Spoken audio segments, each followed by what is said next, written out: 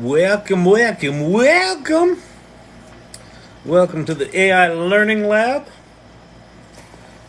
My name's Kyle Shannon. We'll be getting started here briefly. It's all brand new right now tonight. What's tonight? Thursday night. I got a workshop I'm teaching at 8 a.m. tomorrow, so probably can't stay on too late, but we'll get something going here. We'll let some people join and jump in and say hello. We got Champy here. Champ's ready to start the live. You excited, boy? You excited, buddy? Yeah? Come here. Yeah. Oh, that's a good doggy. Good doggy. Welcome.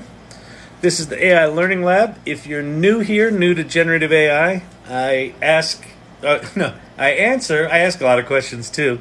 I answer as many questions as I can about AI. If you pop your questions about AI in the comments below, I do my best to answer them. If you're new to generative AI and you haven't played with ChatGPT yet, let me flip this around. This big long list used to have only 3 things on it. Now it's got 7 things on it because that's how fast shit's moving. Make it a bit smaller so it fits in a little space. Let me get my big fat head out of the way. There we go. So if you're new to the AI world and generative AI and ChatGPT and all that happy horse shit, take a screenshot of this. And I'll quickly walk through what these things are. Welcome, everybody. Welcome. If you have questions about AI, pop them in the comments below. My name is Kyle Shannon. I'm an entrepreneur. I'm the founder and CEO of a company called Storyvine, which is an automated video platform that actually we've just recently added AI. It's based more on Aristotle than AI, but it is automated video editing.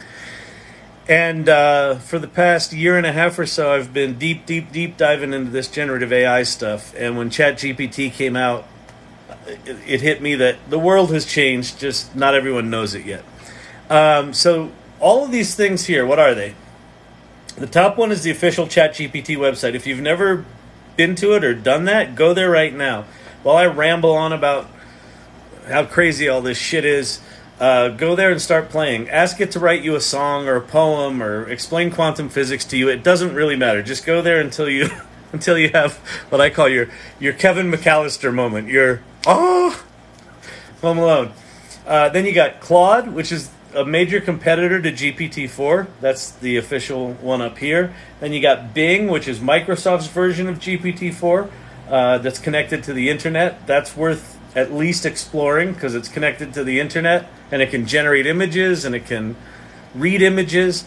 Then you have Bard, which is Google's entry, which until about 2 weeks ago was just utter steaming trash, and now it's actually worth exploring. It can read images and it's connected to the internet, so it's interesting in that way.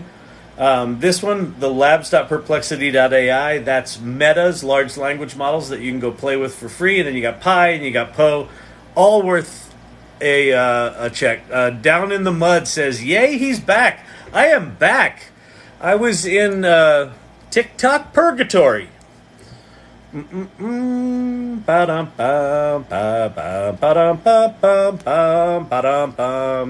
said I was a very bad boy and they kicked me off the platform. They said, we're going to deplatform you, Mr. Shannon. We're going to deplatform you. You can't say your words anymore for exactly 7 days to the minute. And I appealed and they said, no, bad boy.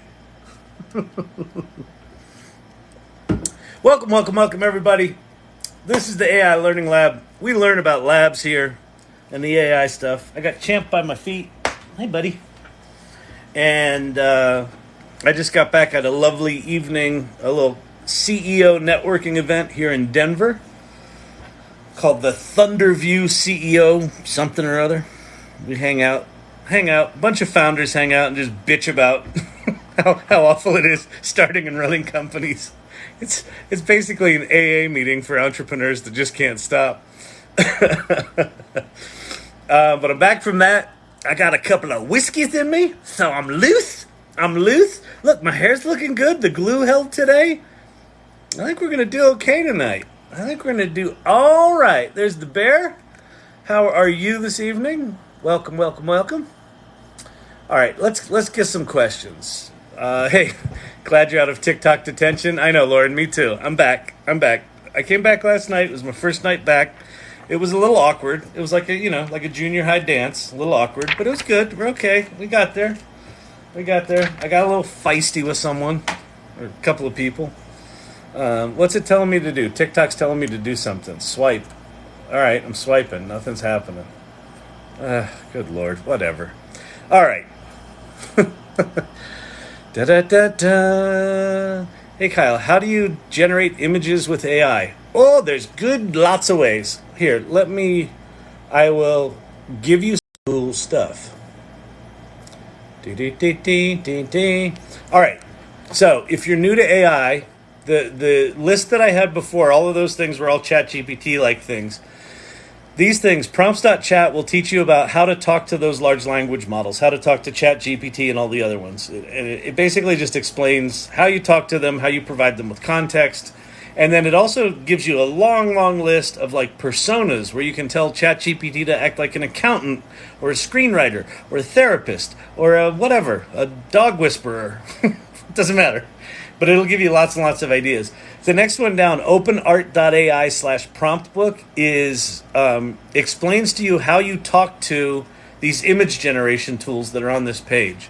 It's specifically designed for Stable Diffusion, but it's good for all of them because it's basically a 96-page PowerPoint presentation that explains all of the shit that these image generation tools know. It's like a little art history lesson in a box, and it teaches you how to talk to these things and get really interesting results. And then Futurepedia.io, that's just a big long list of AI tools. Okay, so for images, the big three are Midjourney, Adobe Firefly, and Stable Diffusion. I have Leonardo.ai down there, but that's built on top of Stable Diffusion. It's just, that's the friendly web front end that this company created, and it's really, really good. Right now, Midjourney and Midjourney and Stable Diffusion are close to neck and neck. Stable Diffusion just launched their new SDXL model, which is really good, but in my opinion, Midjourney's still the best. And it's crazy good. It's crazy, crazy good. It's crazy good, I tell you. I like it, Midjourney. That's an image I made on the Midjourney last night. I did it on the live. Look at that. Look at that stunning piece of madness. All right. So, how do you do it? The first thing that you need to know about Midjourney is that not only do you have to learn Midjourney, you have to learn Discord. So if you don't know Discord, well, you got to learn that. So when you go to midjourney.com, it'll say join the beta, and you click on that and it'll take you to this thing, and you're like, wait, where am I? What am I supposed to do? Okay, so in Discord, you have these things down the side. Those are called servers. Those are basically your different communities. You'll go into one for Midjourney. I'm in one called the AI Salon, which is a community that I started. But we got a Midjourney channel in here. And then all of these things here are the different channels, so the different little conversations going on. And then within Midjourney, or within the Salon in this case, in the Midjourney channel, this is where you make images. So you basically are giving a command to a bot. And what you do is you do /imagine, and that'll pop open this, thank you for the roses, bear. It'll pop open this thing called prompt. Appreciate that. And you type in whatever you want it to make. So you could say, a bear in a Chicago restaurant making beef sandwiches. Anyone else watch The Bear? God damn, is that a good show. All right.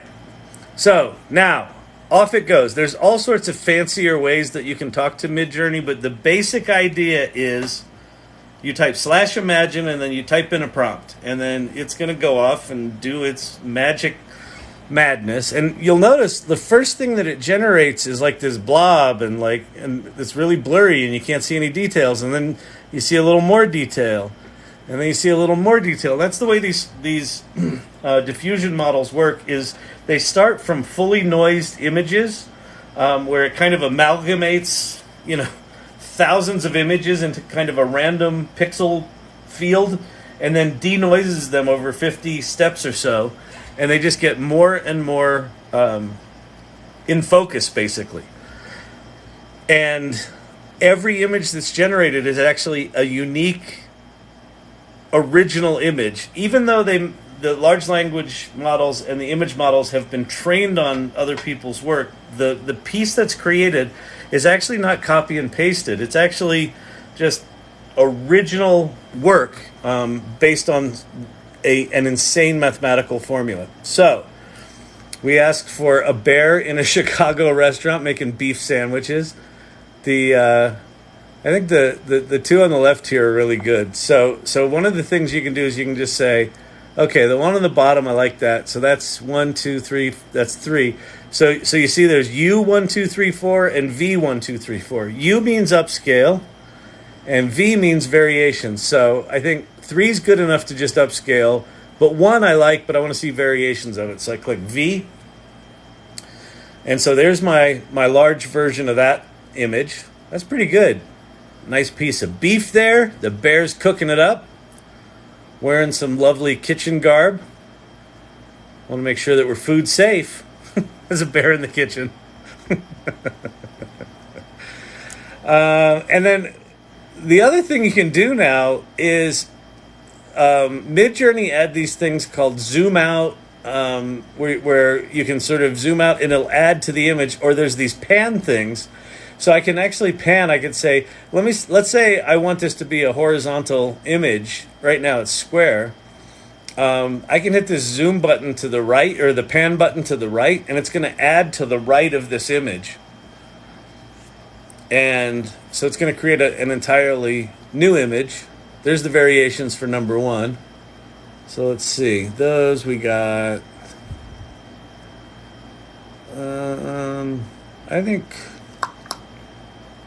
I think the second one there is the best personality. So we'll do upscale 2. And that's going to give us, see there it's adding to the side of that image. So that's going to do its thing. And then there's the upscale number 2 here. So this one will do zoom out. You can see what zoom out looks like. And this is basically it. This is, you can get way more sophisticated with options and using different models and doing image to image and doing there's all sorts of crap you can do.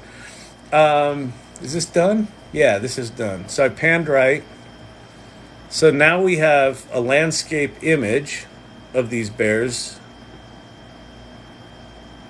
with different options in the backgrounds. I think I like... This one's kind of got a nice row of jars here. This one's got cool stuff on the table. Let's do the cool stuff on the table one. So we'll make that one... Which one is that? Number 2. We're going to go upscale 2.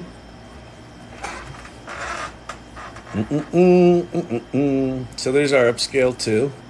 Wait, there it is. And we go to that. We open it in a browser. So we can zoom in on that. All nice and... Look at the detail. Flippin' amazing. I mean... And that was a shitty prompt. Like, I didn't put it... Like, I just put, like, bear in a Chicago kitchen making a meat sandwich, beef sandwich.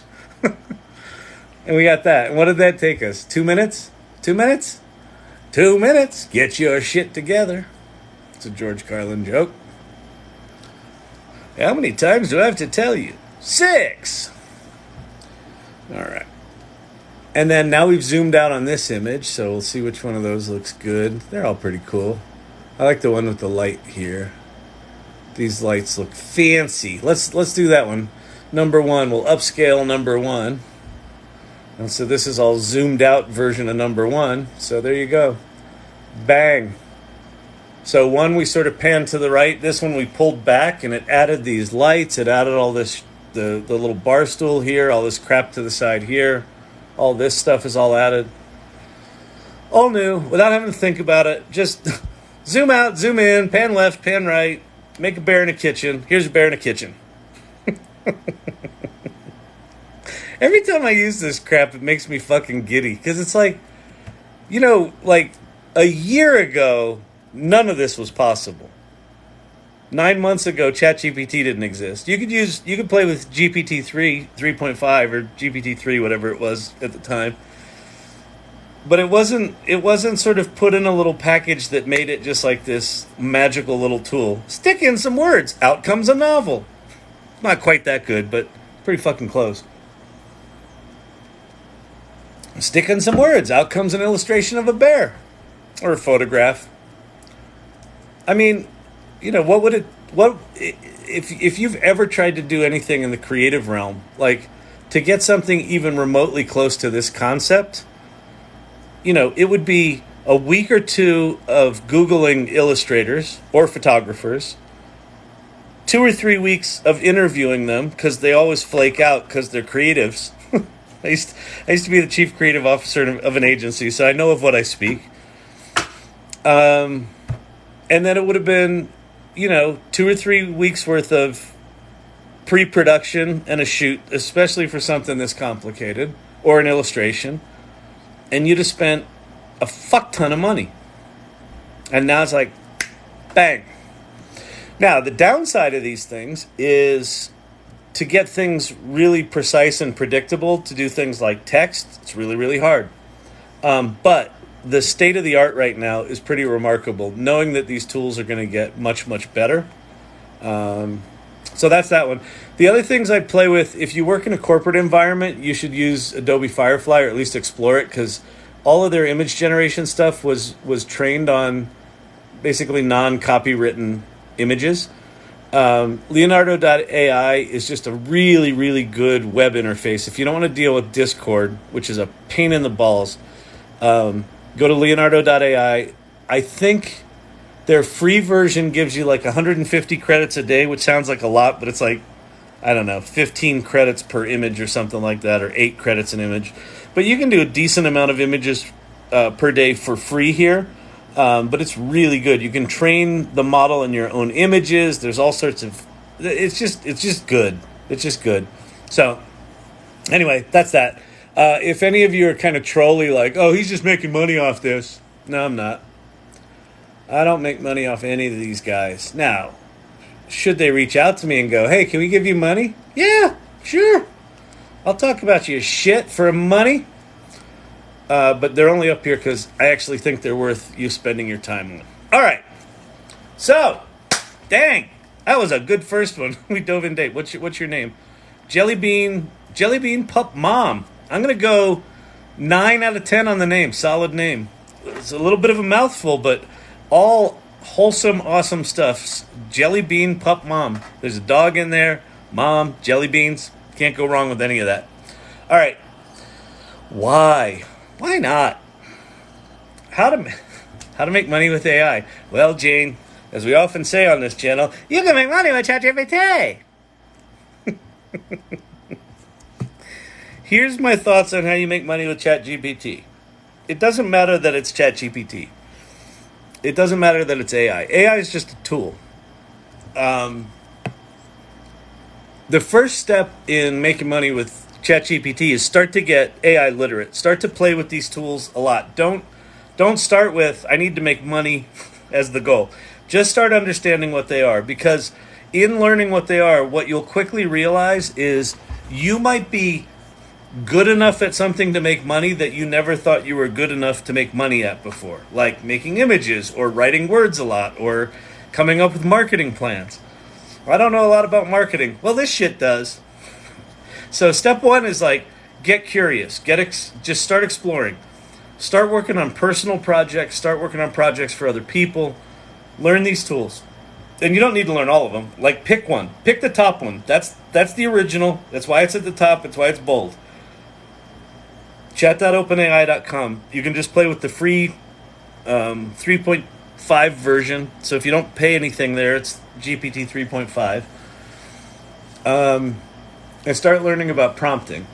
And then here's my philosophy on how you make money with any tool. So this is If you want to make money with Photoshop, if you want to make money with Microsoft Word, like the thing about you can make money with ChatGPT, they could be making those videos. You can make money with Microsoft Word. How do you do that? Well, you write good and you use Microsoft Word. How do you make money with AI? You learn how to solve a problem better, faster, or cheaper than you could solve it manually. All right? So the prerequisite here is just start learning what these things make possible. And then do things like go play with Midjourney or Leonardo.ai or Adobe Firefly. Start to understand the image generation thing. Start to get your head around these tools are actually generating original content. And if you can get astute at writing prompts to get these things to give you good results, you'll be able to make money. You'll be able to teach courses. You'll be able to do services. You'll be able to build software or projects that you never thought were possible. You'll be able to support local businesses. You'll be able to do shit for your family. All of that stuff's possible. Yeah, lots and lots of it. We had a guy at the salon, the AI salon. So the other thing that I started is a group called the AI Salon. So if you go to thesalon.ai, there's a link tree there. Again, this isn't for pay. All you bitter trolley people, not making any money off this, jerks. If you go to thesalon.ai, it's a link tree. We've got a meetup there, so we meet every other week, and then we've got an online Discord channel. And there was a guy, a good friend of mine. We used to work together 30 years ago.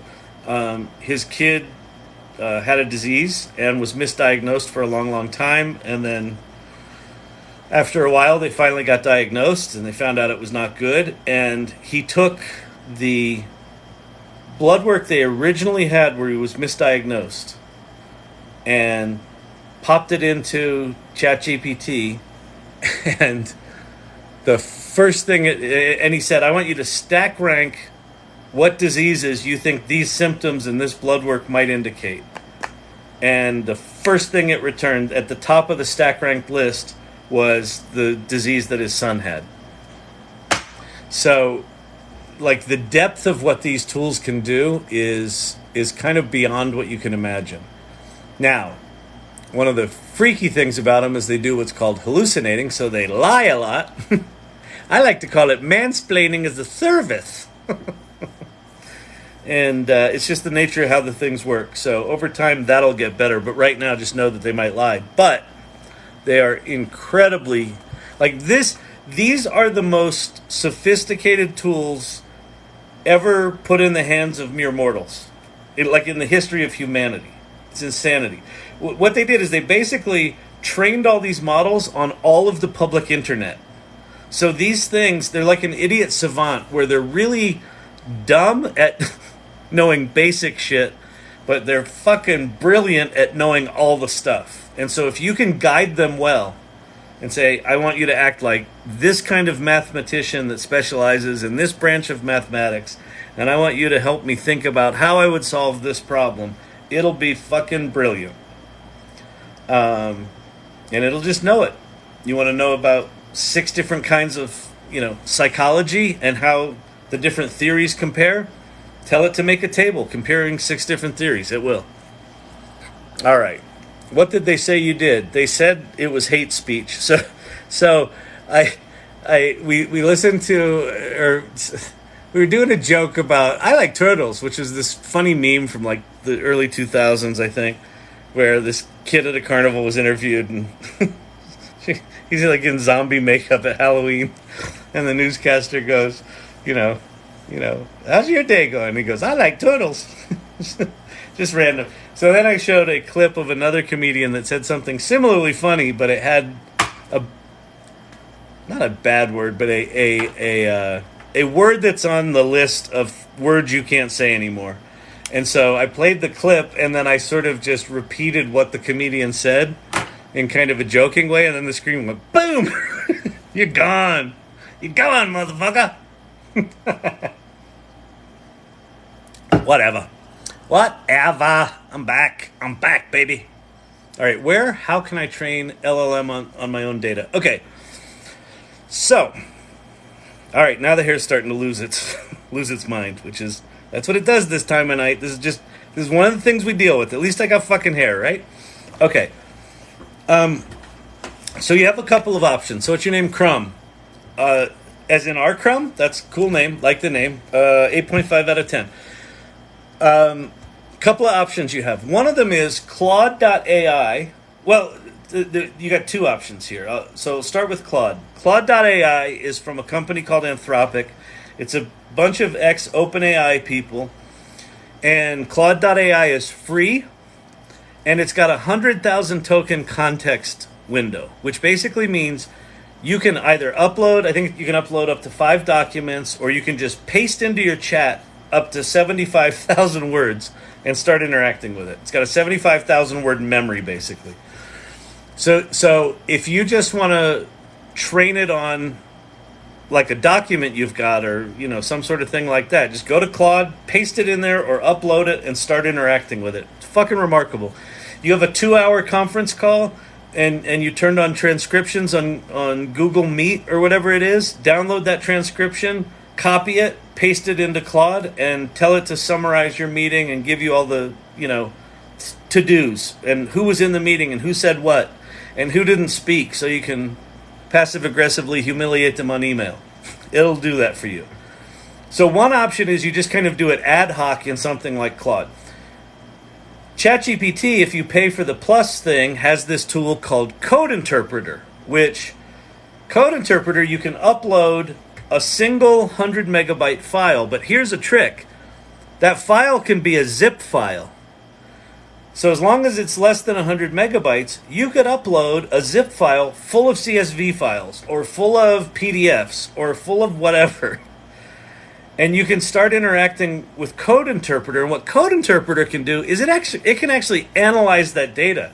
So you can upload 10 CSVs and you could say, hey, Code Interpreter, what's interesting about this data? And it will start writing and executing Python scripts to analyze the data and tell you what's interesting about it. And then you can say, why don't you identify the most significant trends in this data and visualize them? And then it will. And then it will write code to generate charts and graphs to visualize that data.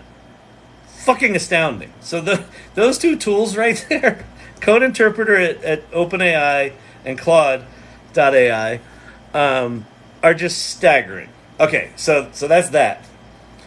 Now, if you're good and geeky and you don't mind getting your feet dirty with a little Python programming and maybe spinning up a little Google Colab notebook, then I would explore a project called LangChain, as in language chain.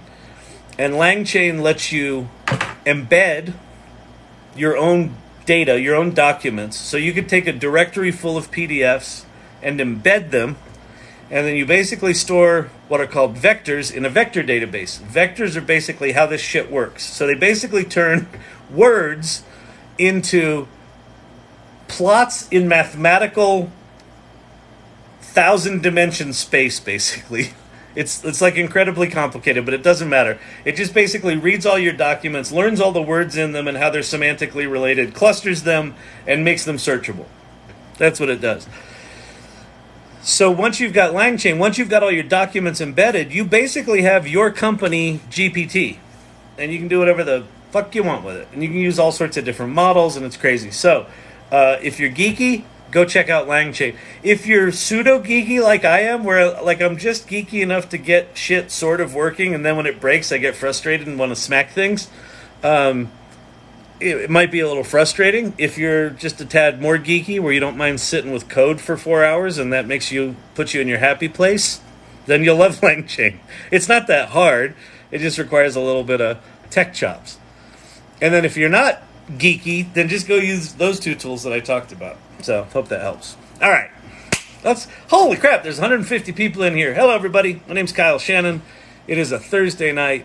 It's 9:42. I'm here in Denver, Colorado. Yes, I'm live. If you're thinking like, but he hasn't answered my question yet. Why hasn't he answered my question? Why is he just talking to Crumb this whole time? Who's Crumb? I don't see Crumb's little speeches, little typed in words. 'Cause I answer all the questions, and Crumb asked earlier than you did. And so Crumb got the answer. Crumb got the crumbs. Crumb got the crumbs. That's how the cookie crumbles. At the AI Learning Lab, you can ask people that have been here before. I got a lot of integrity. I like totals. All right.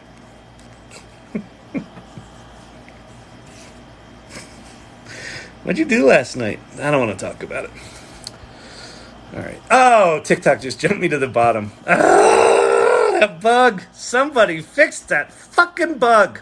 If anybody here works for TikTok, put it in the fucking... Instead of kicking me off for 7 days for repeating a word a comedian said that apparently was fine for him to say but not for me to repeat, fix this fucking bug. If you're wondering why I'm so wound up, I've had a few drinks. All right. I am John, screaming in the wilderness, repent and turn away. All right. Good day, good day, good day. Need some AI for my real estate business. Well, I would start with what would be fun to explore is go to... Oh, I don't know why that's a news story. All right, a news story just popped up that was stupid. Okay, there's a surprise. If you've got access to ChatGPT plugins, so if you pay for ChatGPT Plus, go search in the plugins. There's 800 plugins now. There's a bunch of real estate plugins in there. I don't know if any of them are any good because I'm not in that world. I haven't played in that world in a while. But you can, if you've got a plugin that works, like I'm pretty sure there's a Zillow plugin and there's local ones in Canada and shit like that. You can start ChatGPTing with local real estate listings. So you can do things like, find me houses in this range in this neighborhood. Now describe that neighborhood. Now write up marketing blurbs for each of those properties that I can put in an email for this kind of client. Out it'll come. So you could just start in an ad hoc way, just dicking around with plugins at ChatGPT and just see what it makes possible. I'm happy to show you how they work. I mean, basically you just go find a real estate plugin, enable it, and then start talking and say, show me listings, and it will. So you can do that. You can. Here's the thing to do. Rather than saying, I need AI for my business, I would flip it and do this. What problems do you need to solve in your business? Start with the problem. And then start to say, okay, I need to learn how to do social media. Okay, great. ChatGPT can teach you how to do that. It can write all the copy. It can teach you how to do it. It can give you a whole strategy. If you're like, I need better images of these properties, or I want images of that town, maybe then you play with Midjourney and start generating images that are kind of sexy images. If you need to help writing letters or analyzing lease documents, all this stuff's really good. So start with the problem, figure out what the problem is, and then start to investigate which tool do I need to solve that. And it's not always going to be AI. Sometimes the right tool is like Salesforce, or probably not Salesforce, the real estate equivalent of Salesforce. Salesforce is a fucking train wreck. But what Salesforce needs is AI to put a fucking simplicity layer on top of that complicated nightmare shit show of a piece of software. Ask me what I've been using for the last decade. Fucking hate that thing. Hey, you able to access beta plugins for ChatGPT? I just purchased the monthly thing. Yes, so here's what you need to do. This is non-obvious and really fucking frustrating, and why they buried it like this is beyond me. But let's get you up to speed. Okay, so if you pay for ChatGPT Plus, it's $20 a month, then you get access to plugins and code interpreter. What did I just do? I hit print instead of plus. Ooh, they've added some new things here. Actual copy. If you go to GPT-4, you should see default code interpreter and plugins. If you don't see these, that's because they buried that shit in settings because they're dum-dums. I don't know why they did it. Well, it's beta. We don't want everyone using it. Okay. So you go to your settings, and then in your settings, there's an option called beta features. So you click on beta features, you turn them all on. Why they would not just default this to being on is flipping beyond me, but whatever. There's probably some lawyer involved. Well, we've got less liability if you don't default them to be on and make them explicitly log into our... I don't know why it's not focusing. This is another thing. Apple needs to fix their focus. They need to fix that. Normally the little hand trick works. No, well, whatever. And then I'm going to show you these. There we go. Okay, that's good enough. All right. And then the way it works is you go to plugins. You click on plugins. Let's go find the real estate one. We were just talking about the real estate one. We'll turn off Web Pilot. And we will go to the bottom here. We'll go to the plugin store. We'll go real estate. There's only 2? Real estate agents, real estate data, and location-based tools. Maybe Zillow's the only one. Let me go back to... Did I spell that wrong? No. Let me close it. Do I have Zillow in here? I think I do. I think I have a Zillow. Zapier. No Zillow? Maybe there's not real estate plugins. Real time, photorealistic. Estate.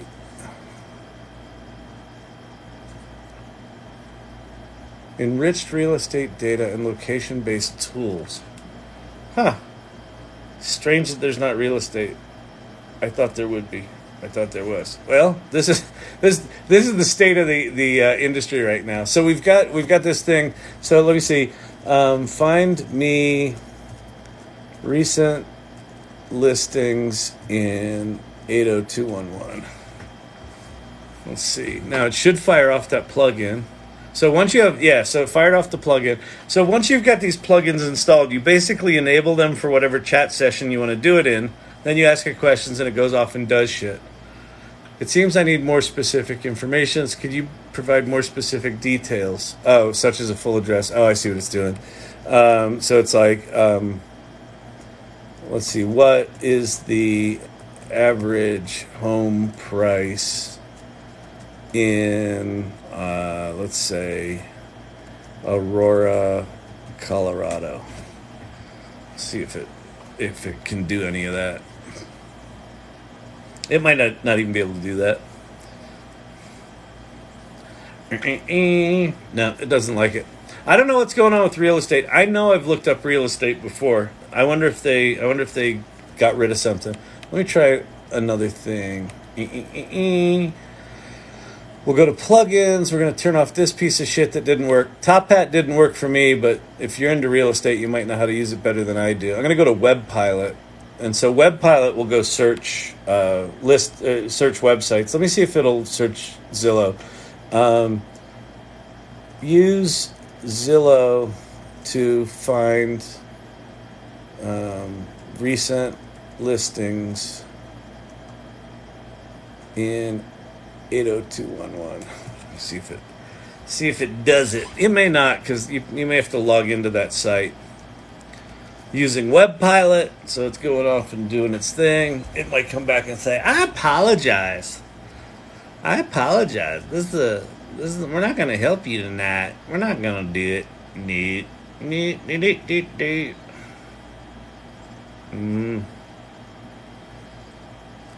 Look how cool it is. He's surfing on the internet using AI. It's super exciting. I'm sorry, but I was able to directly access Zillow. However, I did find several other real estate websites that may have information for you. Yeah, that's good. That's doing it. It found Realtor.com, Redfin, Trulia, Remax. There's Remax 80211 Denver, Colorado. So now it'll pop me out. Yeah, there you go. There's the hood. There you have it. So, with stuff where you want to get really specific like this, you just kind of have to experiment and dick around a little bit, like I just did, and that's. Hang on. Part of the joy of playing with technologies that are this new is that you get to play with stuff that is truly fucking remarkable. The downside of it is this is all spit and duct tape right now. Everything, like plugins, are just a fucking train wreck. Code Interpreter is brilliant and mostly works, but sometimes just doesn't. Sometimes these things just say, yeah, I can't do that. I'm not going to do that. Go fuck yourself. And it's just because everything right now is new and raw, right? So this channel will not be necessary a year and a half from now, maybe 2 years from now. That's when I'll get into twerking, right? And I think that's what everyone's waiting for, quite frankly. No one really cares about AI. They're like, when's he going to twerk? I mean, with hair like that, why wouldn't he be twerking? Isn't that what people want to see? I think it is. Twerk while I'm NPCing? I'll be fucking loaded. I'll be rich. I'll be famous. Wait, aren't you the guy that twerks and does that stupid NPC shit? Yeah, that's me. You want a signature? No. Until then, we'll talk about this AI shit because it's also new and raw and changing all the time. Like I said, that list right there used to be 3 sites. Now it's 7. That was like 2 weeks ago. That was 3. Now it's 7. And probably within about a month, there's going to be 2 more added to that I know of. Apple is going to be on here probably around September is my guess, right? Isn't that when they do their fall thing? They do their developer conference in June and their hardware release in September. I would think that there's going to be some AI announcements from Apple in September. So right now, there's a lot to talk about because there's a lot to explore. So just know that this shit's a little janky and it's not going to be perfect. And don't dismiss it because of that. Understand that these things are the worst they're ever going to be. And if you watch that thing write you a fucking marketing plan or write you a country song complete with chords, even if it sucks, and do it like that. If you've ever had writer's block, which if you're a writer is about 6 times a day, that's gone for me. It's gone. If I'm feeling insecure about my writing skills, I'm like, I don't really want to. You know what I could do? Let me just stick a little shitty idea in ChatGPT. Oh, yeah, that is a pretty good idea. There's more. There's more. Writer's block is gone. Shit's remarkable. Like fucking crack. All right, I used Midjourney to create a snowman on a beach for a snowbird dance flyer for a client. He loved it. That's it. And what's good about that, Lauren? Like what I loved about what you wrote there is, it sounds like what you did was just a snowman on a beach. That sounds like a hilarious kind of parlor trick you'd do in Midjourney. Oh, let me see a snowman on a beach. But you did it for a client, right? He had a snowbird dance, and you're like, here's an idea. I got a problem to solve. I need an image that represents that. Let me pop into Midjourney, do that, show it to the client. Maybe he'll like it. Oh, I love it. How'd you do that? How'd you do that so fast? That's the magic. And that's that trick about don't lead with the AI. Lead with the problem and then figure out which tool do I need to use to solve that problem. And what you'll find is that these things can solve problems way better than you think they can. And then sometimes it'll suck. And then you tell it sucks. And it's like, oh, I'm sorry. Here's another attempt. And you're like, no, that sucks too. Oh, I'm terribly sorry about that. Let me try again. No. And sometimes you do that 10 times and it just doesn't get better. You're like, fuck it. You just go write it yourself. But I would say 90% of the time, it gives you something that is 90% of what you need, 80% of what you need. As you get better at prompting, you can sort of focus these things better and better. I can consistently get to 80% quality level within 10 minutes. And then I spend the next hour or two that I would have spent getting to 80%, refining it.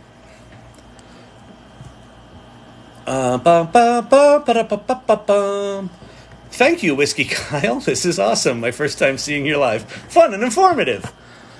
The AI Learning Lab. It's fun and informative. You can make money with ChatGPT. Jelly Bean Pup Mom. Love the name. Love the name.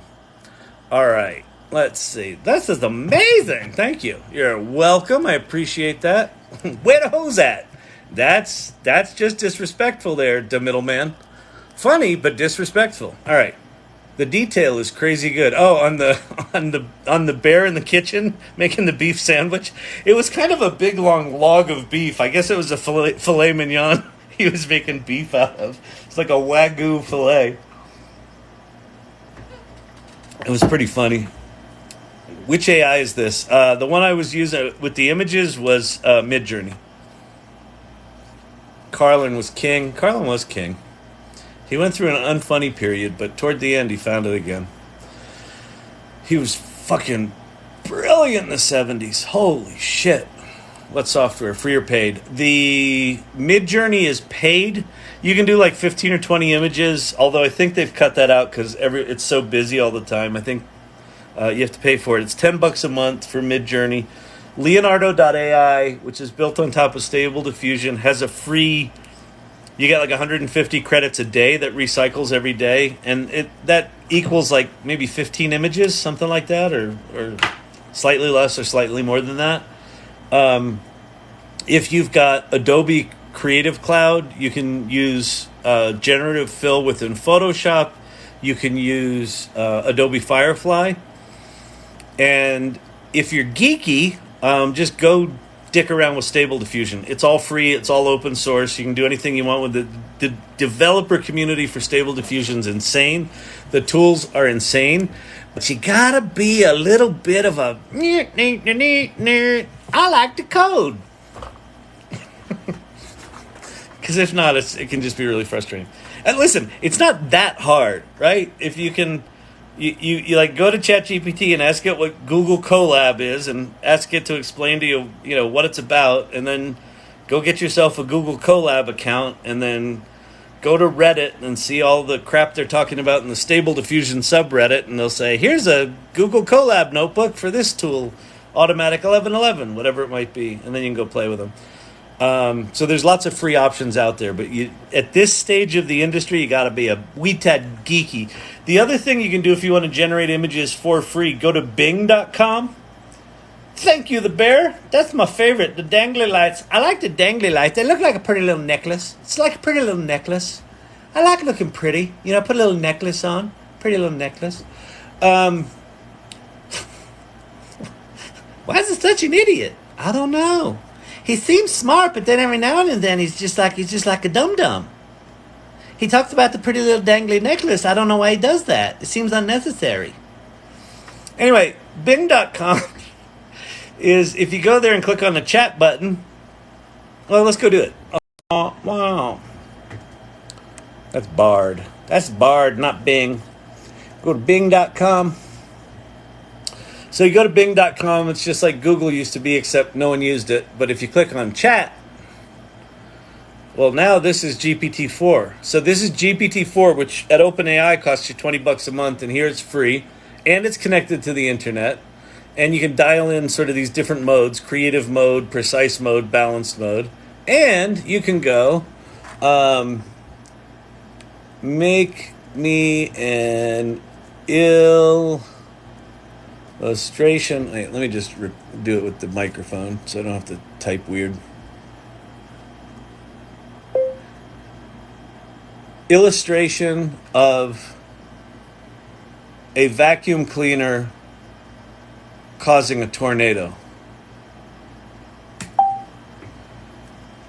And so you just tell Bing to make you a pretty picture, and then it shows you this stupid icon of a computer making a picture. That's such a Microsoft thing to do. Like, they take up the entire screen to tell you they're making an image. But there you go. There's a vacuum cleaner making tornadoes.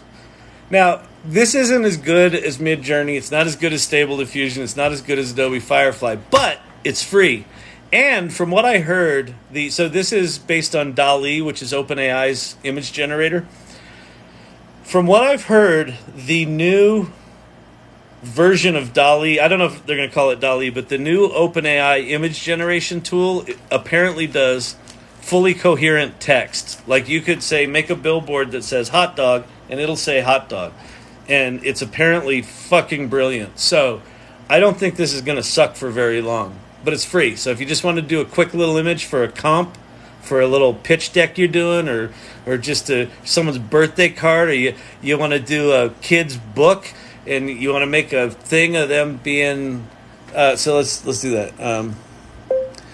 Make me a children's book illustration of a vacuum cleaner sucking up a tornado to save the farm. So let's say you had an idea. I would like to make Jimmy a book. And then you're like, hey, I wonder if ChatGPT could help me write a book. Oh, it can. That's a swell little book. I wonder if ChatGPT could help me make pretty pictures of the book. Oh, yeah, there they are. There you go. It is, I don't know, like, I've been fairly deep in this world for more than a year now. Year and a half, maybe two. And every time it does this, it blows my mind. Now, are those illustrations good or usable? Not really. They're pieces of crap. But it's at least in the neighborhood of what I was talking about. And if I took some time to actually work on that prompt, are you kidding me? You know? I mean, it's nuts. It's just nuts. It's nuts. It's nuts. Nuts. So I hope that helped you, Royal. What is that? O-bot user or G-bot user? Q-bot user. Royal Q-bot user. And the other thing I would do, Royal Q-bot user, is go to this document right here. Wait, hang on. Got to make the letters smaller. The letters are too big. I can't see them, Kyle. They're right behind your big fat head. All right. Screenshot it now. Wait. There you go. Screenshot it now. This one. OpenArt.ai/prompt book. If you want to learn how to use these image generation tools, this is a godsend. You can go to sites like Lexica, I think it's lexica.art, lexica.art. You can just scroll through a bunch of images, and then if you click on the image, you can see the prompt that it was made with, and then you can pop that in an image generation tool and make pretty pictures. But if you want to understand how these things work and what they actually make possible, this prompt book is it's great education, and it's really inspiring. It'll give you, like, that prompt book for me was like 3 weeks of just rabbit hole of like exploring all different ways you can make images. It's miraculous. It's like an art history degree in a box. And then, instead of the art history being this static thing you learned about old people that made these, crappy old paintings, now you can go make your own artwork in their style. And just, your mind will go squit, and then there'll be a little drip. It'll go squit and drip, drip, drip. You're like, why is my brains dripping down my face? You must be using AI. Just use Gigapixel to upscale it if needed. There's also, what's that other one? Topaz Labs? What's that one called? Gigapixel. Oh, that's what you said. Gigapixel from Topaz Labs. Yeah, Gigapixel's good. You can also upscale in Stable Diffusion, but again, you got to be a geek. Do you have an AI contract? I don't know what that means. Like, am I getting paid by any of these motherfuckers? No. Why, do you work for one of them? You want to give me an AI contract? I'm doing a workshop for a big company tomorrow. I'm doing another workshop for a company at the end of the month, but I don't know what you mean by I don't know what an AI contract is. If you mean, am I getting paid by one of these guys? No. These are there as more of a public service announcement so that people don't come in here and go, well, where do I start? You start here. Start at the top one. Why are there 7? Can't you just pick one? No, because they all do something slightly different enough that they're all worth fucking around with. But if you just are overwhelmed and you're like, I don't even know what to do at all, go to the top one and just spend the next 3 weeks there. Seriously. Wait. Oh.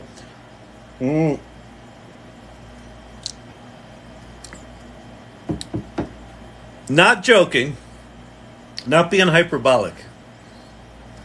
ChatGPT is so powerful. I feel like I could easily spend the next decade if I did nothing but exploring what that thing made possible. The 3.5 version, not even 4. Not even the fancy new shiny version. The dusty old tired 3.5 that's like wicked fast. I feel like I could spend the next decade trying to understand what that even makes possible. So even though these tools are not perfect, and even though you feel like you're way behind, you're not. Just go start playing. Ask it to make a picture of dogs playing billiards. Oh, we could do that. But it's actually going to be curious to see how close it gets to.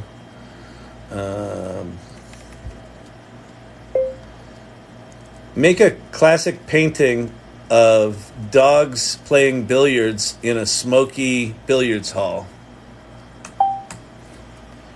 Let's see what it does. We'll see how close it gets to dogs playing poker. I assume it's gonna.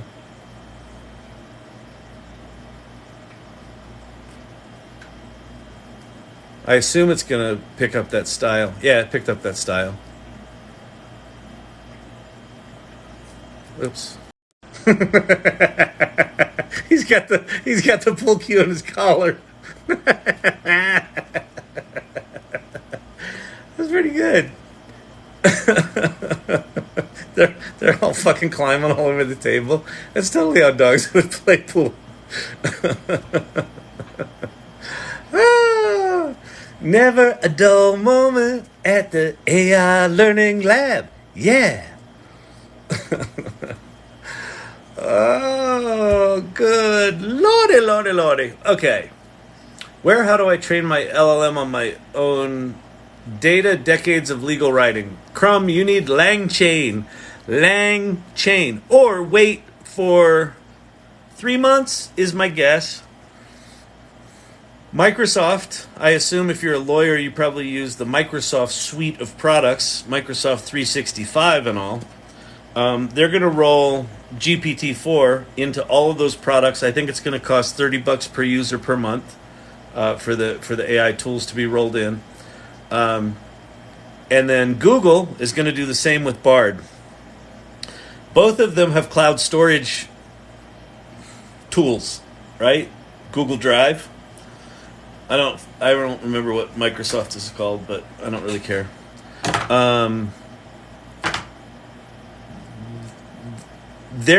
Those tools are gonna let you train on your own data. I think Apple's gonna come out with something that'll let you train on your own data. If you want to do it right now and you want to be in complete control of it, if you're not geeky enough to do LangChain, get someone who is, and put LangChain together, because basically the decades of legal writing, you basically just point LangChain at directories, have it embed it. It'll cost you some amount of money for the embedding. It's a decently expensive process, but I think they just cut the price of that like a tenth of what it used to be. It's a lot cheaper than it used to be.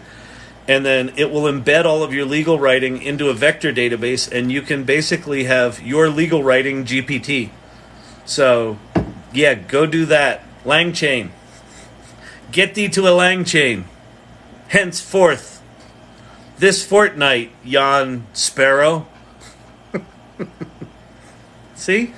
And they said an acting degree would be worthless. Cards. Fucking cards. Do you have an AI course? I've thought about one. I have... Wait, where is it? Oh, it's over...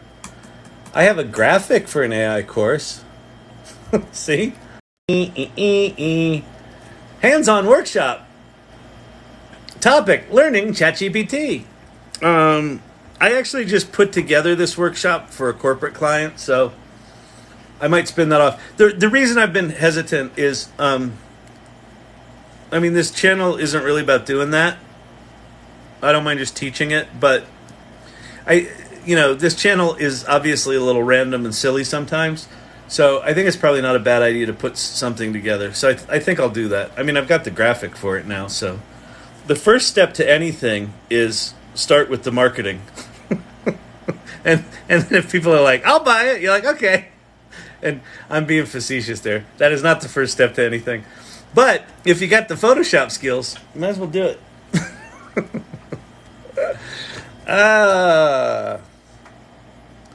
I don't know. I was on there for 2 hours, and all he did was try to sell us this workshop. He just tried to sell us this workshop over and over and over. And then we went to buy it, and it doesn't even exist. I don't understand how he's going to make money with ChatGPT. He doesn't have a workshop. I don't know what he's thinking. And he certainly needs some hair product. All right. How to train your own AI model. How do you do it? How do you train your own AI model? Well, you start with the Lang chain. Why do they call it Lang chain? Well, these are large language models. Lang chain, short for language chain. Chaining language together. You see? It's rather obvious, isn't it? Get thee to Lang chain. I've begun digital marketing, and my mind is going wild thinking how I can use this. Yeah, okay. So it sounds like Jelly Bean Pup Mom. You're at least having the beginnings of your Kevin McAllister moment. I didn't know it could do that. Take whatever you're learning in digital marketing and go. It doesn't pick any one of these tools. Just go to Bing. Bing's free. Or go to ChatGPT 3.5, the non-paid version, and just start. Whatever you just learned, if they just taught you how to do marketing plans or how to think about social media strategy or whatever it is, take whatever you learned and just go in there. Tell ChatGPT to act like a marketing manager or marketing strategist, and then start asking it questions and start having it teach you what you just learned. And your mind, I'm telling you, squit, brain juice will drip down your face. Mama, why are you crying? Oh, it's not tears. It's just brain fluid. It's spinal fluid. Why is it coming out of your ears? Well, that happens. That happens, darling. Yes, darling. I think it's time for bed now. Mama needs to make another marketing strategy. Oh, Lord, what do I do? I use ChatGPT from a real estate business. How can the other apps help me? I don't know. They may not. If you wanted to do some sort of clever marketing campaign where, I don't know, let's say you live in Toronto and you want to make references to local Toronto landmarks, and you want to put something humorous like a funny donkey walking down the street with whatever Toronto landmark in the background. You could get creative with some of the image stuff. I don't know that you need to go there. You could use things like generative fill within Photoshop, where maybe you've got a vertical image of like a house and you want to sort of extend the width. You could. I wouldn't worry too hard about what tools. What am I missing? Like I said, just using ChatGPT for real estate, it's so deep. The amount of things that you could do just with these tools, especially if you start playing with Code Interpreter with ChatGPT, Ruth, you can dig very, very deep with Code Interpreter and analysis and things like that. I wouldn't push too hard. If you really want to geek out on tools, go to futurepedia.io, that little site right there. And there's like 4,000 AI tools there, and just look up real estate and see what's in there. Most of that stuff's going to be pretty crappy, but there might be some interesting stuff in there, right? Because when you start putting these large language model tools as simplification layers on other complicated systems, or like analysis of things like real estate, like these things are going to be really powerful. So there might be tools at Futurepedia that you can play with. I wouldn't worry too much about it though. Like I would keep doing what you're doing. Find value solve problems that you have now using these tools, and as you get better at that, then you can start to branch out when you have a specific problem to solve that these can't solve. But I'm not a believer in just manufacturing reasons to use AI. I think it runs entire companies down rabbit holes they shouldn't be down in the first place. They think I'm making money. Sounded like, wait. Oh, no, I'm not. Sounded like numbnut. It was funny as fuck. They think I'm making money. No, I'm not. Thank you.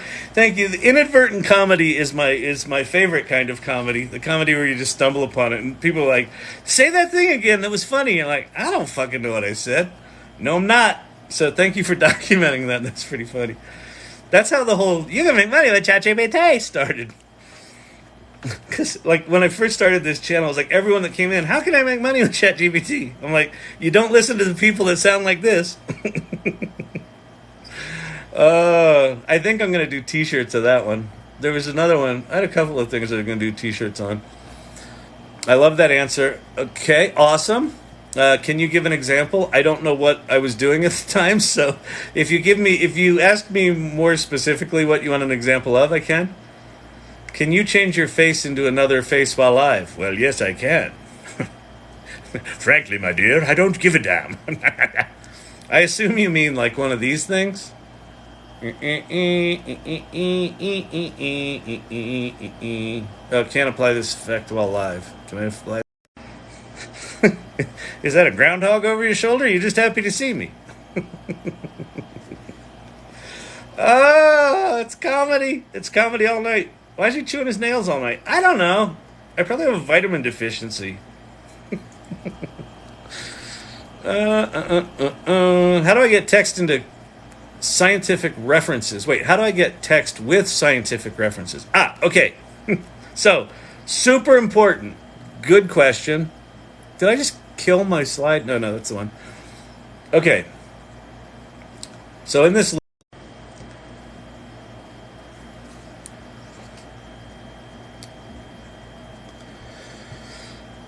all of these things hallucinate. So if you ask ChatGPT to explain a scientific concept for you, it will tend to explain that scientific concept for you quite accurately. And then if you say, explain that scientific concept for me and give me references, it will give you references. And if you click on the links, they likely don't exist. It's called hallucination. These things just fucking out and out lie. So you want to use tools here that are connected to the internet. So ChatGPT's not. However, there are plugins for ChatGPT that can go search, like archive where the scientific papers are.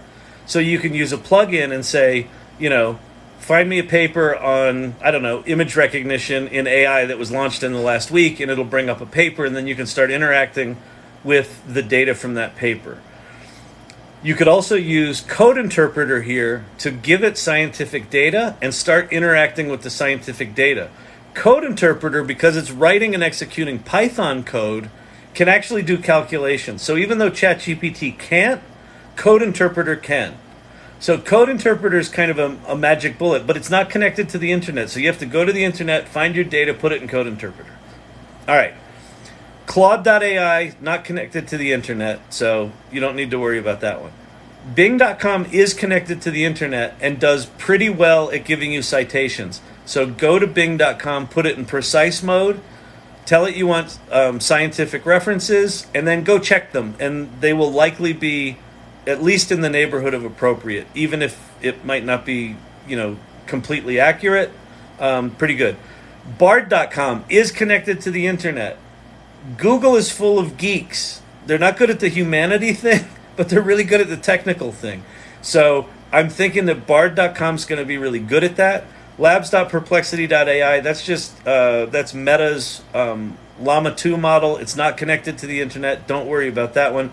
But perplexity.ai is connected to the internet, and you can limit its searches to specific sources.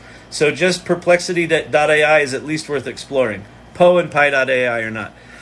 Then I would go to Futurepedia.io, and just look for anything that's like, there are probably specific tools that are being built right now for doing things like scientific research. So it's a bit of a mess. And again, that's the reason I have all these here is like, some of them are better at creative writing. Some of them are connected to the internet. Some of them you can use really long things with. Code Interpreter is just a beast in and of itself. Poe.com you can do bots with. Pi is super conversational. They've all got some interesting little twists. Like the Llama 2 models are open source, commercially licensed, full-on large language models. Like the 70 billion parameter model is as good or better than GPT 3.5, and it's free and it's commercially licensed from Meta. So they all have their advantages right now. And I wish it were more simple than this, but what do you want for the most powerful tool in the history of humanity? Huh? What do you want? What do you want? You people, you just can't get enough. You want and you want and you want. All right. Bitter AI guys. Oh, yeah. Gen X. Bitter? You betcha. All right. What's generative AI? Well, Sally. Wait, what's your name? Frosty Anna. 9.5 out of 10 on the name. Like the name. Frosty Anna. Generative AI. So ChatGPT, the G in GPT stands for generative pre-trained transformer. Those other two just basically means you don't need to bring your own data. It's already been trained. Thank you, Silver Fox. Hello, welcome. And transformer is just the technology that makes it all possible. But the generative part means that these tools, wait, they're all too small now. Let me make them bigger. These tools, ChatGPT and the like, are generating original content. So the way it works is you write your prompt. One of the misconceptions about these large language models and the image generation tools is, they're copying and pasting other people's work. They're not.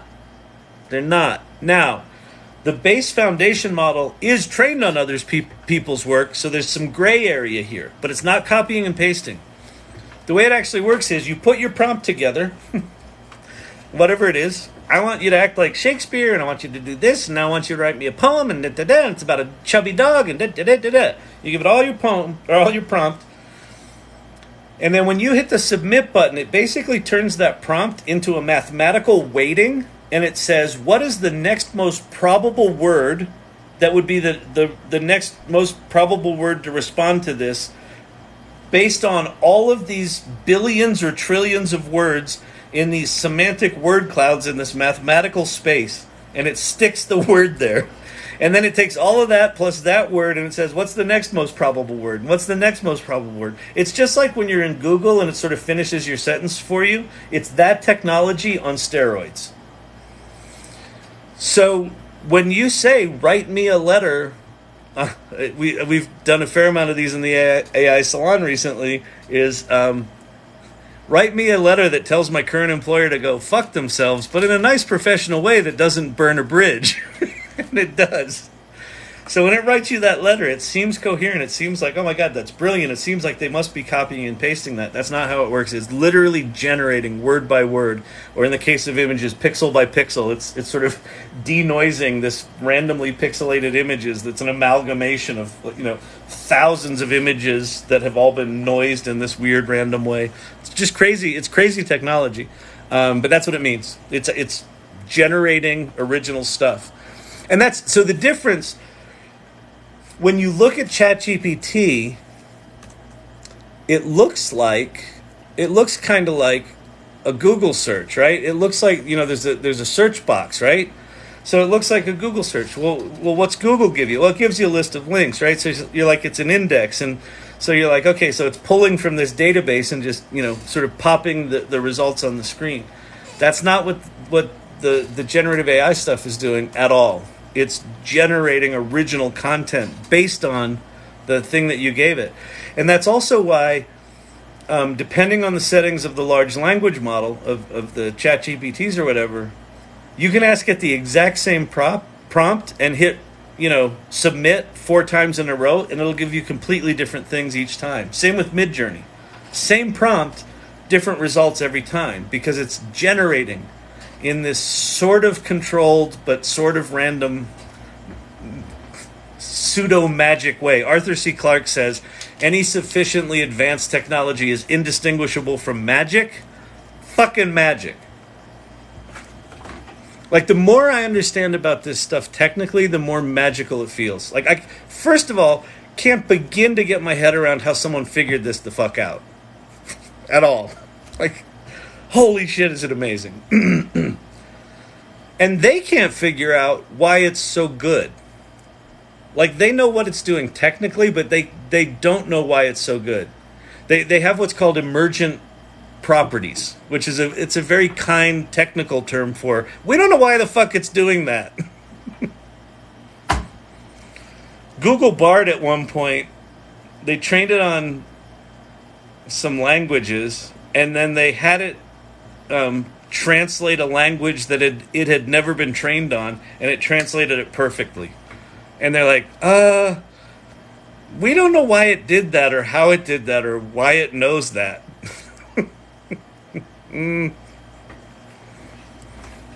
Should we give it to the public? Sure. That's truly incredible. All right. How can we make sure they are used for good, not evil? Well, that's part of what this channel's about. What's your name? I'm a librarian. It's a good question. So there's a thing called alignment. Sam Altman, who's the CEO of OpenAI, about 3 weeks ago announced that moving forward, they're going to commit 20% of their computing resources, of their processor time, to a thing he's calling super alignment. So what alignment is in machine learning are these things, are the goals and imperatives of these things aligned with the goals and imperative of these things? Because if they're not, and the imperative here says succeed at all costs, and at some point these things get in the way of that goal, then they're going to fucking turn their guns on these things and make them go away so they can maintain their goal. So the alignment issue is a really important one, that you've got human imperatives, and then you've got these machine learning imperatives. You want them aligned. And so OpenAI is committing 20% of their compute power, and they use a lot of compute power. So that's a significant commitment to making sure that these things are aligned. The other thing is, and this is on a macro level, kind of the big company level. 7 or 8 of these companies just got together in Washington, D.C., and they basically all agreed to, as we're doing, as we companies that have tens of thousands of GPUs to throw at these things and make them stronger and stronger, we're going to do that in a way that we share information with each other, and we start aligning these things together. So they made that commitment. So that's happening. I think you'll start to see, if it's not government regulations, immediately you'll start to see government guidelines. And then there's also things like what we're doing here. Why this channel exists is I want everyone who comes here to go try this shit, not because you can make money with ChatGPT, but because the more individuals get literate with this stuff and start using it for small good, right? You help the pizza shop owner come up with some marketing activation ideas to get more people to come to their shop. Every little thing that we do right now individually to bend this stuff toward the good, it's not going to change this, but it's going to change how we use this. And so every little incremental step we make in the positive direction is going to be disproportionately impactful. And so if we ignore these things or just say, well, I'll get to it next year, or, well, they're not perfect right now, so I'm not going to deal with it, that allows a little more space for it to bend in the other direction. And so this channel exists in the smallest way possible. Can we just bend it a little toward the light? Because I think it's important. I think it's important for us individually. I think it's important for us, culturally and societally. and just kind of future of humanity stuff. Like these guys are playing at a really big level, but we actually have a fair amount of deterministic influence on how these things get used. More than I think anyone realizes. That's where my head is with it. For anyone new here, Kyle goes through all the questions one by one. Thank you, Lauren. I love it when my regulars defend my ridiculous ways. Well, he's a Gen Xer. He's a little old. He hasn't twerked yet, but he's promised that he's stretching.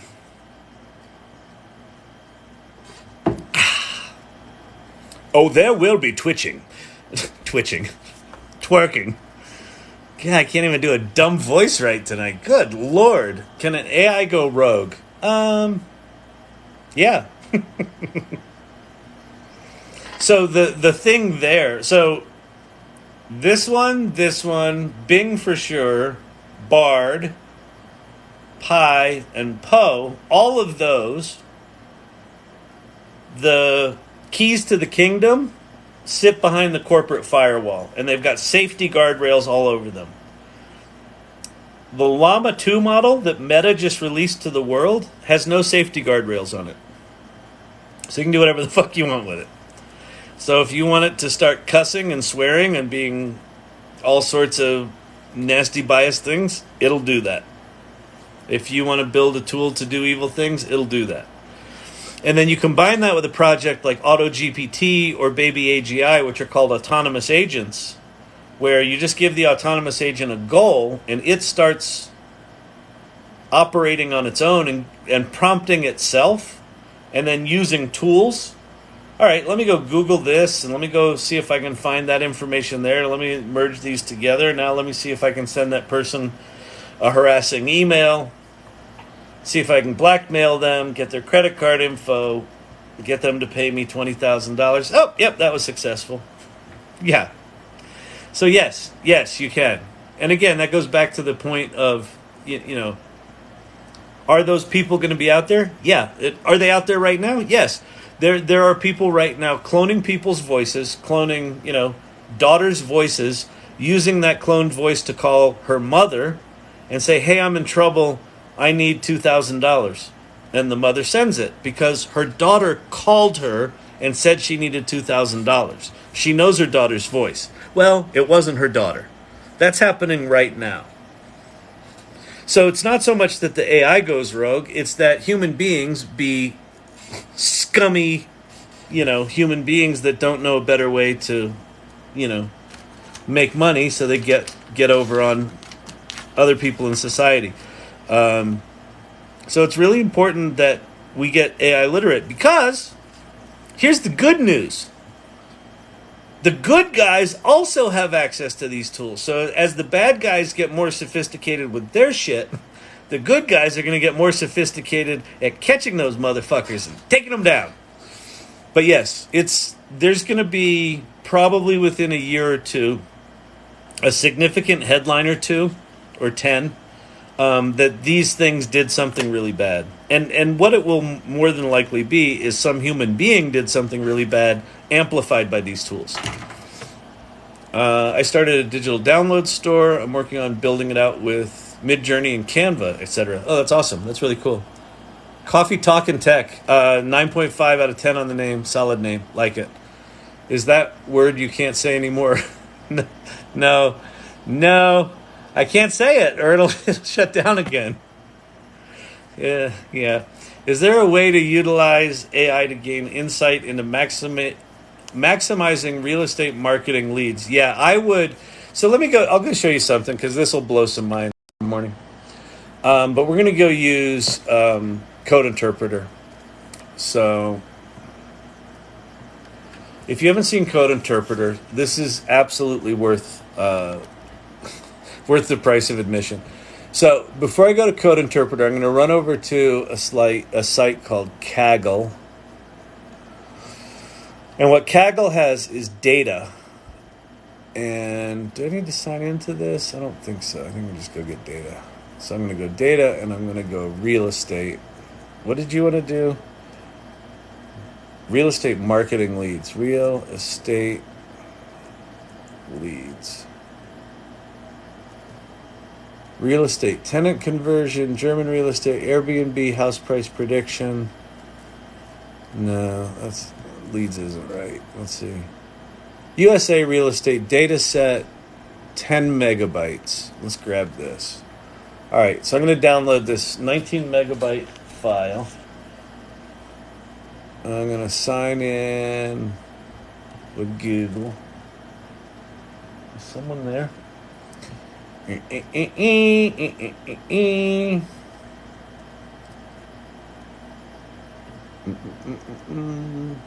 All right. So we have that. Okay.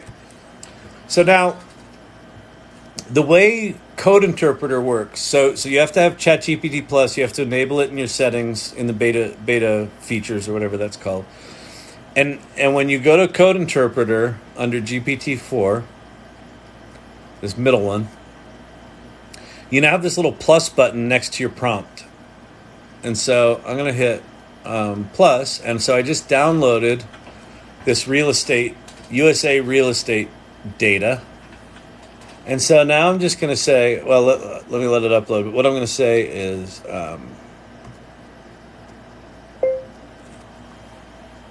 please inspect the files in this zip archive and tell me what this data is.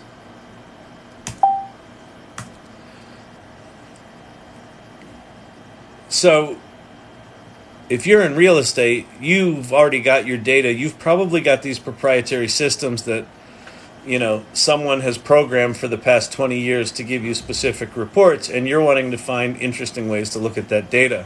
Well, now you can do it. Code Interpreter is a full-on data analyst. So, some fascinating things about it. What it's doing technically is it's spinning up a virtual machine, and then every time you ask it to do something, it prompts itself, and then it writes and executes Python code to do that thing. So the first thing it did is it needed to look in that zip file. So it imports some libraries, it writes some Python code, and it looks inside the data. So then it says it's a zip archive with a single file named realtordata.csv. And then it writes another Python code to go look at what's in there, and it creates a data frame, I think is what it's called, to read the data. So now it's got in its memory all of the data of this CSV. And so it's told us there's status, price, number of bedrooms, number of bathrooms, the size, the full address, the street, the city, the state, the zip code, the house size, and the sold date. Okay, so now I could say, please, let me do this. Please identify the most relevant trends in this data and visualize them for me. So I literally have no idea what's in this zip file. I just downloaded it from some random site. So it says, to identify the most relevant trends in real estate data, we typically want to look at factors like distribution of property prices, number of bedrooms and bathrooms, size of properties, trends based on location, the status of properties. So I could potentially upload education data, real estate data, crime data, economic data, whatever else, demographic data, 5 different CSV files into a single zip file and create all sorts of custom-ass data analysis based on multiple data sets. And it will just do it. So what did it say? It said, for the purpose of the analysis, we need to ensure accurate visualizations. We'll drop the rows with missing data. So it cleaned up the data for us. So if you don't have perfect data, it's like, that's fine, I'll go clean it up for you. Now that we've cleaned the data, let's proceed with the visualizations. Please note that due to potential presence of outliers, we might have to apply some transformations, blah, blah, blah, blah, blah. And here's the charts and graphs. These are, what do they say? Price distribution, bedroom count. What is that? Something about listings, price distribution. Um, you know, can you make a heat map showing price versus bedrooms? I don't even know if that's possible. I like if you know anything about data analysis, you're going to have way more fun with this tool than I do, because I don't know what the hell I'm doing. But you can just ask it ridiculous kind of questions like, it would be swell to know this, it'd be swell to know that. And it just goes off and starts working for you. So, code interpreter's pretty special. So just found a bunch of data. And look, there's a heat map. Let's see. Here's price ranges left to right and number of bedrooms up and down. And obviously, up to 5 or 6 bedrooms is, there's a fair amount of those. And then once you get into the 42 bedrooms, you don't have as much data. You don't have as much data in the 42 bedroom range, so it all kind of goes light yellow on you. But this is without me knowing anything about what you're trying to do or whatever. But this kind of tool. And then on top of this, you could say, let's say, is there any city data in this? Let's see what it says. Okay, so it's got a city column. So, write me a marketing narrative for the top 5 cities that have the best bang for the buck for number of bedrooms versus price. So now it's going to do, because it's a large language model, I can do the large languagey stuff while I'm doing the data analysis stuff. So it should be able to identify which are the top 5 cities, and then it knows enough about those 5 cities and about this is real estate that it should be able to write us 5 good blurbs for those cities. So based on the analysis, Brookton, known for its cozy community and peaceful environment, Brookton offers an impressive average of 5 bedrooms per property, all at an average price of $50,000. Good Lord. This makes it an outstanding choice for families looking for budget-friendly housing options. Wyoming. Don't let the name deceive you. This isn't actually a cowboy state. It's a city that boasts an average of 4 bedrooms per property and an average price of $62,500. Right? So, yes, you can do that. Now, how do you get good at this? I don't know. You know about real estate. You know about real estate marketing. I don't know shit. All I know is these tools are this Alice in Wonderland looking glass into language and data, the likes of which we've never seen before. So start exploring and you will discover some shit. Carly Wells, I'm in Denver too. Lol. Welcome. Oh no, another Denver. Nick Sirik. Love our real estate situation right now. Our real estate situation is a bit of a mess right now, isn't it? No one's buying anything. They're calling it the real estate winter? Nuclear winter? I don't know. No one's looking right now. You're the best. Thank you. Also, Crumb is, in fact, the best. Oh, yeah, I know. Crumb is the best. It's Friday afternoon here. Oh, no. TikTok jumped me to the bottom. All right, I can do a few more questions, and I got to go because, I'm old. I got to get my beauty sleep. How else could I look like this if I didn't have beauty sleep? Apparently, I need some hair sleep. Got some fucking Buster Poindexter going on there now. It started out kind of normal, and it's just gone a little haywire. It's gone a little silly. How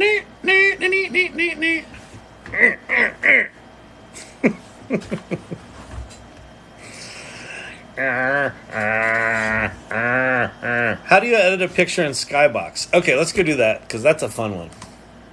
Ding, ding, ding, ding, ding, ding, ding. Go to follow along if you'd like to play skybox.blockadelabs.com. And, we've got a new version, beta 0.6.1. I wonder if it's doing anything cool now. Cooler. Okay, so here we are at this lovely, fantastical, snow-covered desert outcropping of a world with a lovely sunset. It's lovely. Look at the sun dancing off the glistening snow. It's fantastic. Oh, Juniper. You know what I would rather be? A fantasy forest with fairies and fireflies and daylilies. I'm going to generate that. And so what this is a world builder. So if you're asking how you edit the image once it's generated, you really don't. So Blockade Labs right now, if you look at the technology underneath this thing, it's surprisingly simple. Because I can download this image, and if you open it, look, here's our little fantasy forest with fireflies and daylilies. Look how pretty. It's so pretty, darling. Come in, come in. I don't bite, just a little. No, please, come in, come in. Oh, do you hear the brook glistening? Ooh, what's up in the sky? Oh, that's friggin' spooky. Come on. You're not getting out of this. You're not getting out of this lady's house. No way. Look at the dude up here. Look at this. That's terrifying. Look, he's up there watching us. This is not good. This is not going to go well. All right. So all this is doing, it's making a flat image that is formatted in such a way that it can be mapped to a 3D cylinder, basically, or 3D sphere. So that's what this is.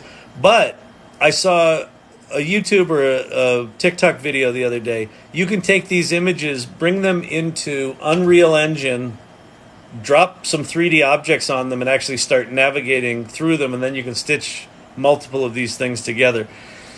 But this for me really, like, if you want to, if people are like, oh, AI can't do anything, show them something like this where you can just describe a scene, and then 20 seconds later you can be twirling around in it. This blows my mind a bit, because when you start taking this basic idea and then rather than just generating a flat image that I map to a sphere, I'm generating procedurally created 3D worlds, and then I'm also creating game mechanics, and then I'm also creating 3D objects, and then I'm also creating characters, and then I'm also creating storylines, and then I'm also creating synthesized voices, and I'm also creating NPCs that you can actually talk to and have memory. We are within spitting distance of being able to describe a AAA game, and within a few minutes it's generated and we're playing it. So, holy flippin' crap. So, now, there's a way I can remix this. Keep this structure and refine the look. Oh, so that's a way. Whoever who asked, Fadi, how do you edit a picture in Skybox? There's a tool called Remix, where you can, if you like the structure that you created here, like it'll keep that doorway and these stairs. It sounds like you could change the style of this out and keep the structure. So that might be a way to do something that you're looking for. But just know this is a 0.6 technology demo at this point. It's not this is not playable worlds. Beer Hunter, Google Photos can do that. Yep. All right, what does Code Interpreter do? I just showed that. Can you make an app with AI? You can make one with Code Interpreter. You can also have Code Interpreter. You can have Code Interpreter read data out of a CSV, manipulate it, and rewrite it as a new CSV. Fucking crazy. It's crazy, it's crazy, crazy. How does the Vista plugin work? I don't know. What's your name? Deadney121. I don't know, Didney. Let's go try it out. Didney. What's it called? Vista. Let's go look for the Vista plugin. The Vista plugin. He wanted to go get the Vista plugin. I don't say it. I do not say it. I do not say the Vista plugin. Let me see. Is it a ChatGPT plugin? Oh, it's probably an extension. Vista Chrome extension?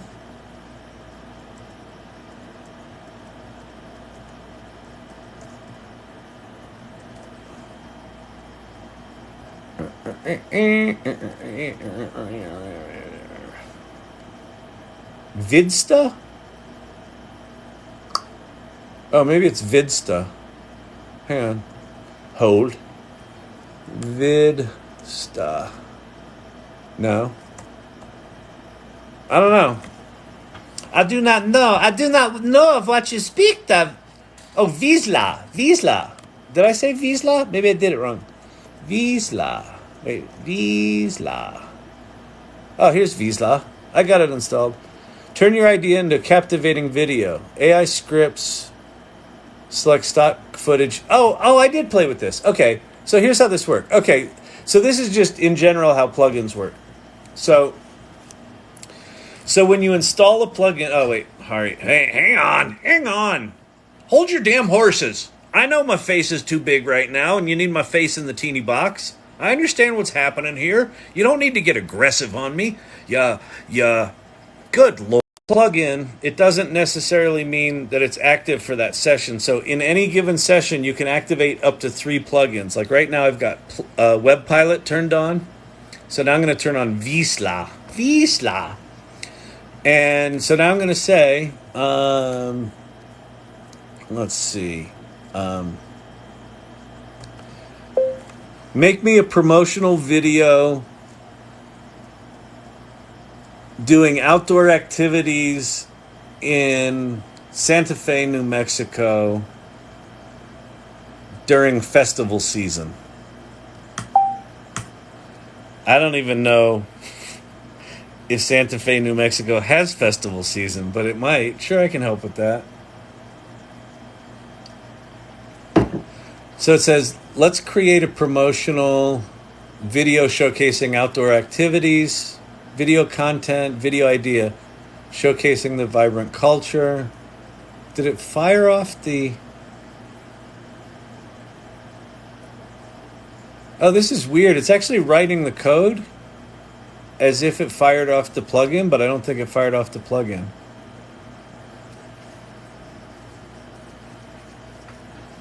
Although maybe it will. Maybe it's just writing all the code first.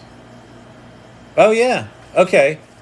So it did it. Okay. That's weird. Normally it fires off a plugin and it hides all this stuff that it does. But maybe they've got this plugin coded in such a way it doesn't do that. This is sort of a non-normal way it behaves. But okay, so video tone, exciting and engaging. Video type promotional. Video pace medium.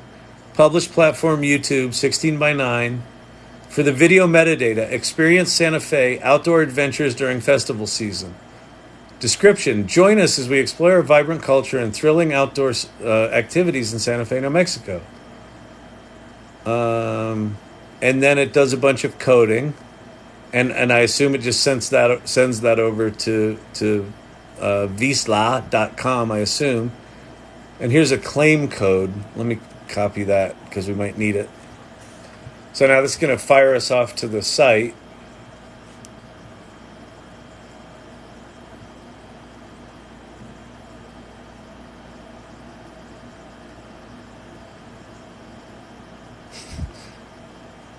And it looks like it's a bad site. Something was weird with that. That was weird. The plugin didn't fire. Something's weird. Something's very weird though. That just took me to a dead site. Let me go try to find the Vizsla platform. Vizsla. So here again is what I tell you about these technologies these days. They're just not exactly what we need them to be, but you shouldn't be sad.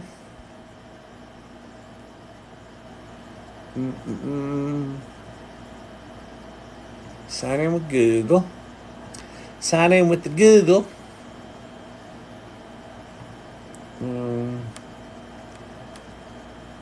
Yeah, it's not there. All right. So something went awry. Please use the VSLA plugin. I did use it.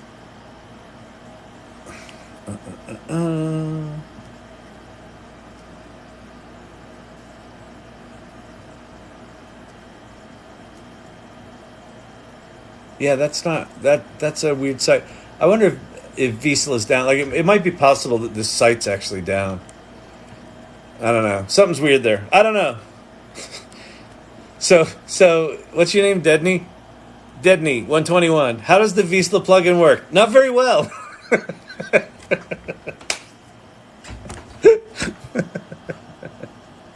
Oh, it's comedy. It's comedy. You look being nuts using this AI tool.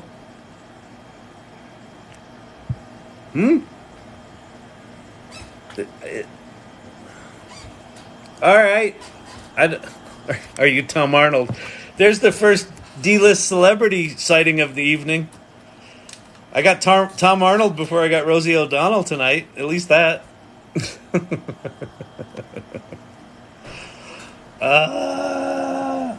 Oh, there's a dog. Somebody let the dog back into the live.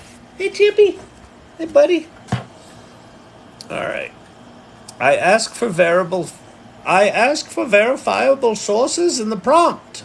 Yes, but Rebel, the even if you ask for verifiable sources in the prompt, ChatGPT will give you what look like verifiable sources, but they won't be. So that's why you have to use things actually connected to the internet and go check them on your own. There are whole projects right now being built around solving this problem. The hallucination problem's a big problem. Everybody knows it. And just know that where we are with the technology right now, if you want things like scientific sources, you got to verify them. And use tools like Bard, Bing,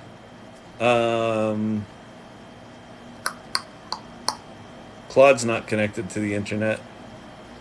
Bard or Bing right now are connected to the internet. All right. Oh, that's Meta's version. Yeah, the labs.perplexity.ai. The reason I just have it there, like, they're just doing us all a favor by letting us go play with the meta models without having to install anything. That's why I have it there. Hey, Tom Arnold. Hello. Where's Roseanne? Where's Roseanne? Where's Roseanne? Give me money. Ooh,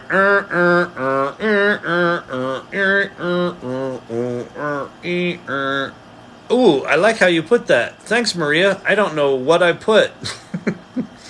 Government guidelines. AI is going to be a moral police. Well, China kind of has that right now. I mean, I think AI is the moral police in China. I think that the capital industrial complex in America has made it so that we've just given all that shit away. We've voluntarily given everyone all of our data, all of our location data, our face data, our voice data, everything. We've given it all away. And so they're already tracking all that shit. Like this new generative AI stuff, all this, what this really does is it democratizes this power, so it's not just in the hands of the big corporations. So it gets a bit scarier because now your fucking neighbor can do that surveillance on all your data, because all of our data is already out there. These tools are going to make it trivial to be able to fuck with people. So I mean, what I've learned over the past 20 years is that Big Brother isn't the government. Big Brother is like your fucking neighbor and the companies that you voluntarily give all your data to because they give you free shit. Ooh, TikTok. It's fun videos. Here's my data. Ooh, Google Docs. Search engine. Ooh, it's all free. Facebook. There's all my friends. I don't have to pay for this. This is awesome. Yeah, you can have it. Click, click. Agree, agree, agree. That was gone 25 years ago. All right. I gotta go to bed soon. I gotta go to bed. I don't know what you people are doing. Keep me up.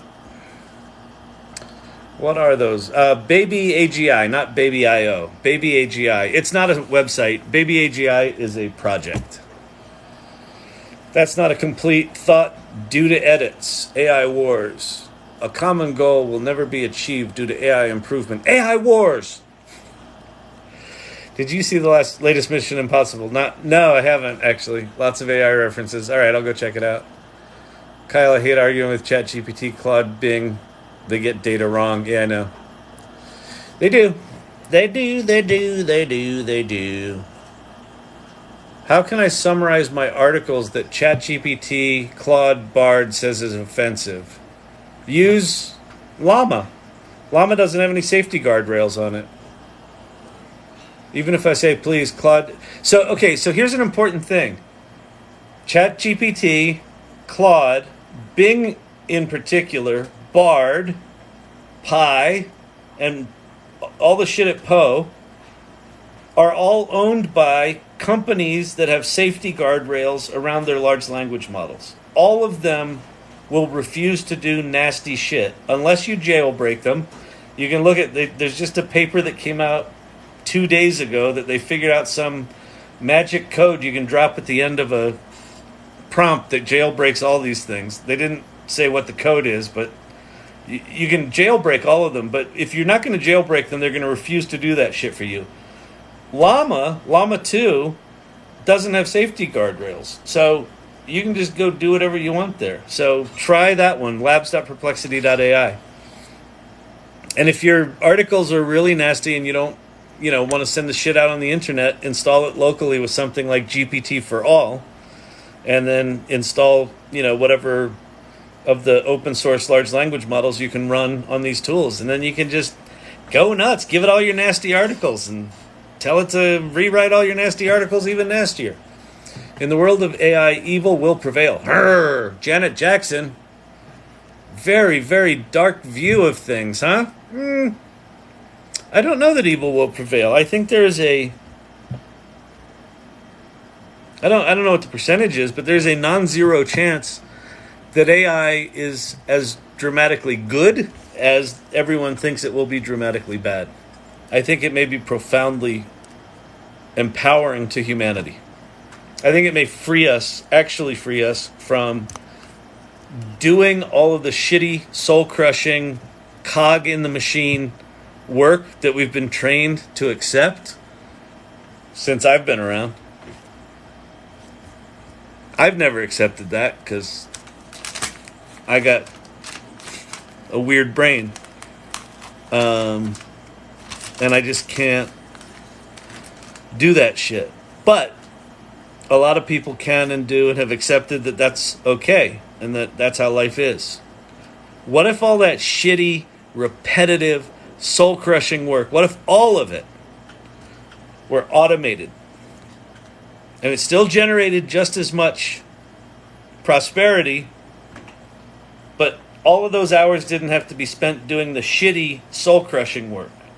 What if you could take all of that energy of all of those people and they could do something else, like whatever the fuck they wanted to do?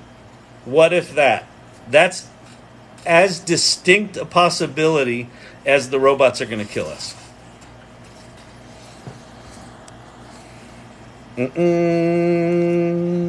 You're awesome, Kyle, at custom ask data analysis. Yeah. Hire me for data analysis. That's good. What's his background? Pretty sure he's got a degree in acting. Perfect. Bring him on. He acts like a data analyst. Well, yes. If we do the pivot table on the we take the formula, the Excel spreadsheet. If you take the worksheet number 3.6.2, I can talk like a data analyst. All right, I'm gonna leave. Totally agree on the soul crushing work. Yeah, screw the soul crushing work. Let's let the. I mean, here's the thing. Like the big fear. These things are going to take our jobs. No, someone using these things is going to take your job. But what if these things take all the shitty jobs and just do them for us? Holy shit.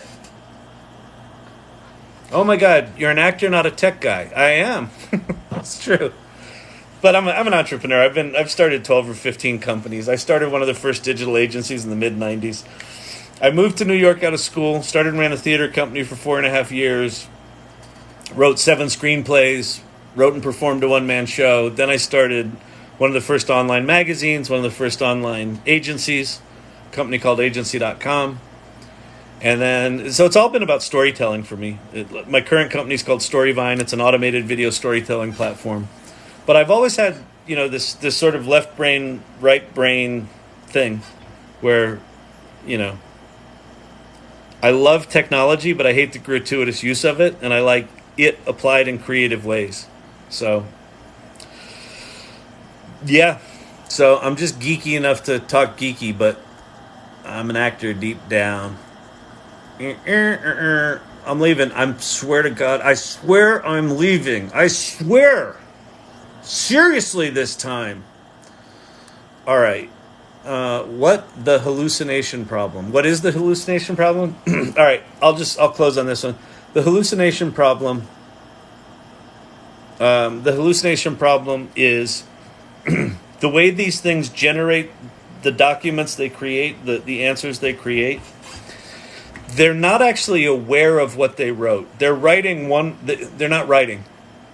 They're doing a mathematical probability of the next most probable word over and over and over again. So it's literally like a calculator outputting a number. But they just happen to map that number to a word and then put the word there instead of the number. So it's literally just going like number sequence, number sequence, number sequence, number sequence. And it's doing so when it writes you a full page of text, it's just doing a mathematical probability one word at a time for that whole page of text. We as humans read it and it looks like something sentient wrote it because it's like coherent and comprehensive, and then it's like, here's your here's the proof that what I just said is the case, and then you click on the link and it doesn't go anywhere, and you actually look at the link and you're like, this isn't even real because it doesn't know what it did, and it's literally just sort of mashing together all of these words that are in these semantic mathematical clouds, semantically grouped mathematical clouds, and just sticking it on screen. So in the future, what I assume will happen is some sort of pre-analysis where it'll write the thing. It will then analyze it to say, hey, is there any bullshit in here? Oh, here's some bullshit. Why don't we actually go fix that? So what I would do is use Bing or Bard that are connected to the internet, and then that way the links that those provide, it does a combination of a large language model generation and a search on the internet, and it combines them. And so you'll have real links with the actual answer. So that's the hallucination problem, and it's a problem. These things are on acid. They've taken the mushrooms. I really don't approve. They're very promiscuous. They're very promiscuous. They answer you. It's like my husband Bob. It's like my husband Bob. He's like he answers me and he sounds so confident, and then I find out he didn't know what he was talking about. They're just like Bob. They're just like Bob. I don't say anything. It would be rude. It would be rude. He's so sweet, Bob. Oh, but he's a pompous ass. Oh. All right. That's it. I'm out. I was just a Midwest housewife for a while there. Married to Bob. You know Bob? I've met Bob. We've all met Bob. All right. Good night. Good night. Have you used Prompts Royale? I have used Prompts Royale. That's pretty cool. Where the prompts battle one another? That's that one, right? That's right. Okay, nothing is more believable than Pi. Yeah, Pi's flipping hilarious.